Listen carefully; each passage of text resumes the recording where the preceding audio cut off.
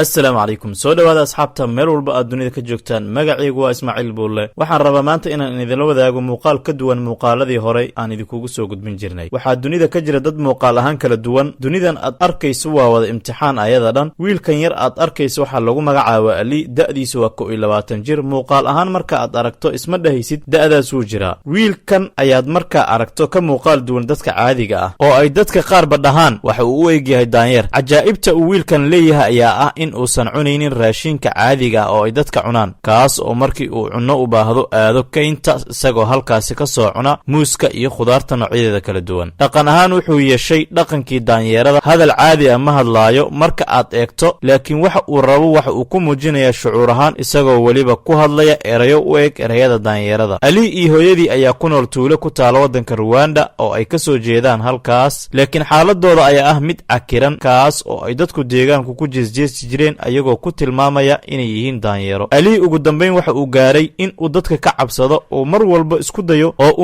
isku dayo in uu ku noolaado kaymaha oo uu halkaas u bixi jiray laakiin hooyadiisa oo uu u ahaa curud aadna u jecleed ayaana maalin walba ku soo celin jirtay guriga Ali hooyadiis ayaa u arkaysay inuu wiilkeedii yahay hadiyad xagga Rabbi uga timid maadaama shanda oo asaga ka horeysay oo ay uurkeeda qaaday aysan u suuragelin inay dhasho taas ayaana sabab u ahayd in wiilkeedan ay jacayl waali u qaado marka aad aragto dadkaagii oo ku fuquuqaya iskana ka dhex saaraya waa dareen xanuun badan runtii way adag tahay wayna dhib badan tahay inaad koriso dhalaan yar oo ka duwan dadka caadiga ah laakiin nafis ay dareemi lahayd hadii ay dadku deegaanku ay fahmi lahaayeen xanuunka iyo dhibka ay dareemayso maamadan hooyadiisa Ali iyadoo hadlaysa ayaa waxa ay tiri wiilkayga wuu cararayaa hadii uu dad arko anigana wax kale ma awoodo waa inaan ka daba cararaa si uusan iga lumin inkastoo da'diisu sii weynaanayso haddana waxba iskama bedelin dhaqankaas uu leeyahay mana jirto isbedel laga dareemay hooyada ayaa wiilkeedii muddo soo celcelin jirtay marka uu u cararo kaymaha arrin xanuun badan marka ilmo aad dhashay uu ka doonaado aadanaha caadiga laakiin qadarta Rabbi waa inuu qof walba ku qancaa saxafiyiin kala duwan ayaa ka diyaariyay documentary oo ay ku wareysteen maamada ayadoo sheegtay in dariskeeda qaar ay yihiin dad aad u wanaagsan si fiicanna ay ula dhaqmaan ayna ogaadaan kolba xaaladda ay ku sugan yihiin ayagoo u keena mararka qaar waxyaabaha uu sida gooniga u cuno laakiin dadka qaar ayaa nagu jeesjeesa mar waliba kuwaas oo ka badan kuwa caawiya garabka u ah ayada iyo wiilkeeda in badan oo kamida umaba arkaan bini'aadan waxay u arkaan inuu yahay xayawaan wax kale oo ay saxaafadu u sheegtay inay jiraan dad dila wiilkeeda mararka qaarna aysan awoodin inay wax ka qaado ama inay wax ka qabato runtii qalbiga ayaa xanuun inuu ila dilaaca ku dhawaada laakiin muuqaalka laga diyaariyay hooyada iyo wiilkeeda wax badan ayuu ka bedelay fikirkii laga haystay oo ay dad badan u muujiyeen naxariis iyo wanaag dadka documentary ka diyaariyay ayaa u istaagay qorsho ay lacag ugu ururinayaan Ali iyo hooyadiisa iyagoona u ururiyay lacag gaaraysa $1500 laakiin qorshahoodu kaliya ma ahayn sidii ay dhaqaale ugu taageeri lahaayeen laakiin ujeedka ugu weyn waxa uu ahaa sidii ay wax ugu bedeli lahaayeen habdhaqanka iyo qaabka ay ula dhaqmaan bulshada Ali iyo hooyadiisa oo ay noloshu u soo urtay sidii loogu jeesjeesayay kaliya ma ahayn qoyska Ali dadka noocan oo kale ah waxaa jira qoys kale oo jooga Rwanda oo dhammaan ilmahooda sidan yihiin ayagana markaad eegto ay yihiin dad caadi ah kuwaas oo la kulma faquuq kala duwan waalidiinta ilmahan ayaa ku wareeray waxay yihiin waxayna ilmahooda u rabaan waxbarasho inkastoo aysan geyn karin noloshooda caadiga ahna aysan qabsan karin waalidiinta ilmahani ayagoona ku mashquulsan yihiin korinta ilmahooda oo ka duwan kuwa kale waxayna ku xareeyeen guri muddo 3 sano ah laakiin nasiib wanaag wariyaasha ayaa ogaaday arrintani waxayna u direen meel si gooni ah ay wax ugu bartaan oo loogu talagalay carruurta noocooda kale ah oo lagu barayo akhrinta iyo adeegsiga kombiyuutarka ayna barayaan dad aqoon u leh arrimahaas run ahaantii waa xaalad halis ah waxaana nafsad ahaantaada muhiim ah inaad u mahad celiso Allah oo ku abuuray sidani quruxda badan leh ogaatana dhib walba oo ku haysta iyo xaalad walba oo aad ku jirto inay jiraan dad ka daran oo ay dhibaatooyin kala duwan haystaan bal ka waran haddii aad la kulanto ama aad aragto aadanaha kale ka duwan ma faquuqaysa ma ku jeesjeesaysa ma caynaysa qalbiga miyaad ka jibinaysaa run ahaantii waxaa muhiima inay ku celiyaan garaadkaaga caqligaaga diintaada suuban iyo garashada uu Allah ku siiyey bedelkii aad dhibaato u geysan lahaydna waa inaad caawisaa garab istaagna aad u muujisaa dadka noocaas oo kale ah haddii aad nasiib u yeelatay muuqaalkani uu ku soo gaaray dareenkaaga nagula wadaag qaybta commentiga gaarsii saaxiibadaada kale oo sii sheer garay